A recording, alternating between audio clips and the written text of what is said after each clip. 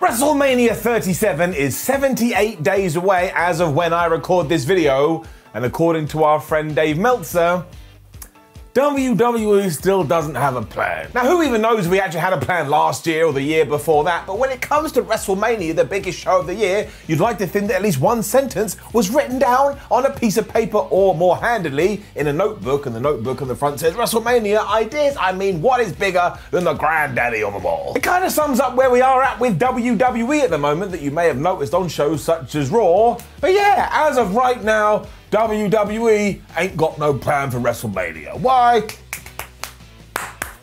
Tune. Here's why.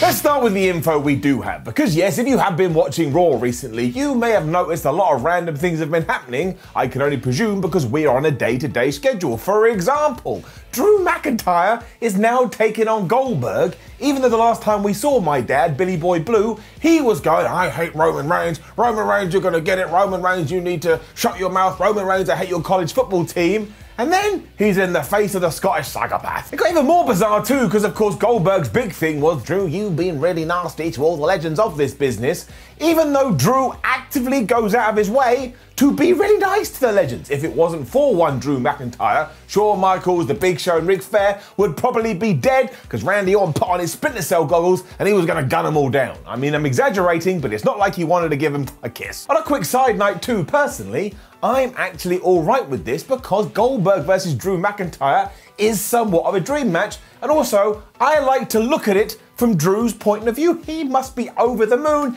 He gets to have a match at WrestleMania with some guy he watched growing up. Imagine someone called me up and said, Simon, do you want a match with Goldberg? I'd be like, of course, he can spare me for days.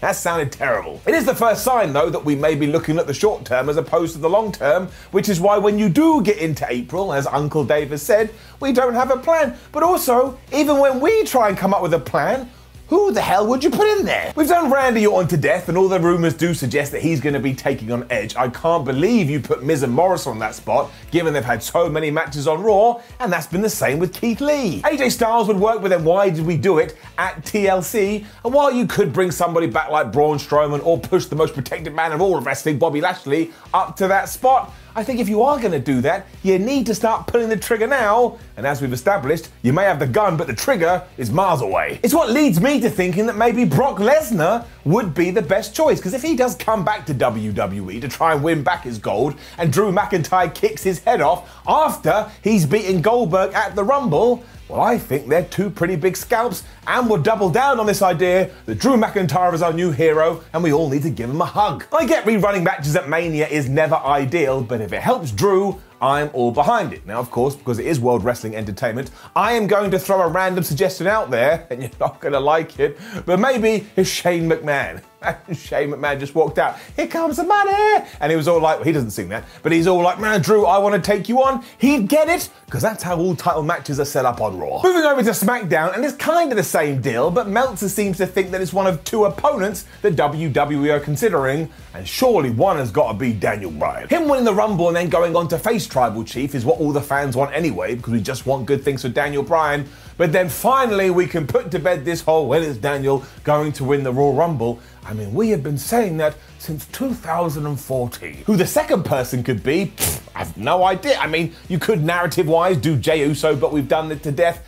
And I do not believe now at this juncture it's going to be The Rock. We're only going to have limited fans in Florida, and Dwayne Johnson doesn't get up for limited fans. Once again, I don't know what that means. The feud with Kevin Owens will also peak at the Rumble, and while Shinsuke Nakamura would be a good choice, unfortunately for him, he just has too many obstacles in his way, namely that we've got a bunch of pay-per-views before we even get to WrestleMania. Because now, not only do we have Elimination Chamber, but for the first time ever, 3 weeks before Mania, we're going to have Fastlane. And while you have put Shinsuke in that spot, there ain't no way that WWE is going to see the Elimination Chamber and Fastlane and not say, well, we can do Shinsuke Nakamura there. It's just how they see him, no matter how much it sucks. Look, if we did have fans and asses and seats in the buildings, then you may get a 2019 Kofi Kingston situation. But the problem there is that we don't have fans and asses in buildings, so it's that whole Batman thing of people going, this wouldn't be very good if the Dark Knight isn't in it. He's in it! I can see him. Now there is a curveball in this, in the sense that Seth Rollins needs to return at one point, and if you bring him back as the right character, I would be all in with this. I'm also ready to cheer Seth again, mostly because we all know that he just had his first child. Who the hell wants to go boo boo to Seth Rollins when you know he's just gone through that? I mean, there's always that one guy, but as always, we push him and we ignore. I mean, it just humanizes him and gives him so much sympathy, and also Roman versus Seth has all that history going for it. Once more, we do need an out of left field choice, so I am going to say it's finally turned for Jinder Mahal to come back and he can finally get the championship. Although if you are going to do that, Jinder should really fight Drew, because then you can tie it in to the 3MB, down. So then you do Shane versus Roman. So we do Jinder versus Drew, we do Shane versus Roman, and after WrestleMania, the champions are Jinder Mahal and Shane McMahon. Man, secretly, I want that to happen because A, social media will melt down and I'll enjoy it, but also that gives me a lot of content to make videos with. On a more headline level though, it would really be nice if WWE tried to transition back into long-term storytelling, because clearly we have a bunch of evidence that it just works better than going whoop bang woodly wee. I totally get that you're always going to be forced into some changes, but you can go way into the past with something like the Mega Powers imploding that worked because we took our time. Batista versus Triple H was assisted thanks to us all being patient, and if you want the most organic one of all, The Undertaker and his WrestleMania streak. And I know we all hate him now because Mark Calloway doesn't like video games, but do you remember when he lost at WrestleMania 30? Nobody could believe it, and that's because it was real. If you'd only been doing it for 2 years, nobody would have given a hoot. But still, it does sound like the WrestleMania 37 book is still open, and the reason I'm excited about that is because it means maybe from nowhere, Big E can win the Royal Rumble, and Big E can finally get his bum in the head of the table chair and become the Universal Champion. In case you haven't seen my videos before, I want that more than oxygen, which means I'm happy to start suffocating if Big E gets his due. Just in case anyone is listening, that is not the case. I am just such a fan of his. He is the best. When you take all that in under your hat as well, it is very strange that we are using Goldberg at the Royal Rumble instead. I really don't get it, but hopefully it makes for a very interesting and intriguing event.